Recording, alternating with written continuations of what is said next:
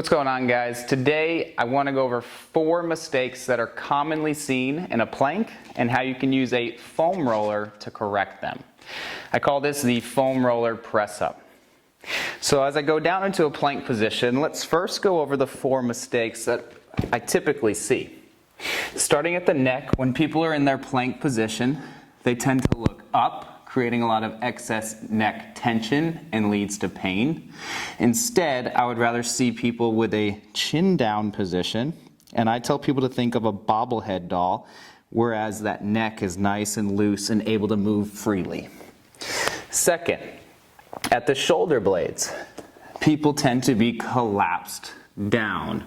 This results in a chest down position, where instead we'd rather have a chest up position.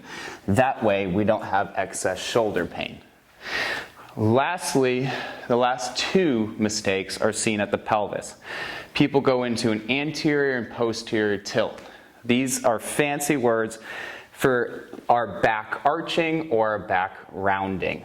So, with our back arching, we will have a hip that's too low and an arch throughout our back. And conversely, when we are in that rounded position, we're going to be too high.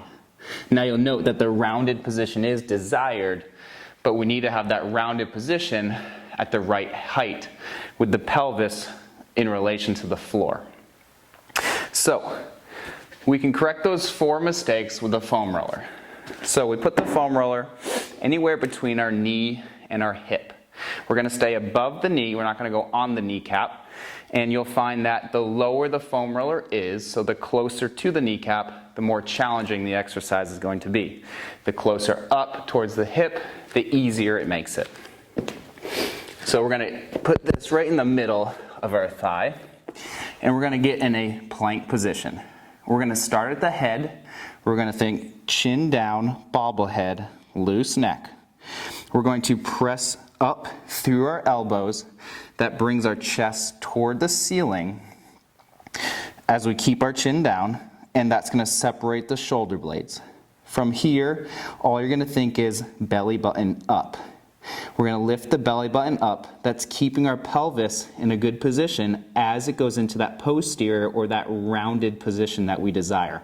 When we're in this rounded position, that's what actually facilitates our abs, and that's what's going to get you the bang for your buck.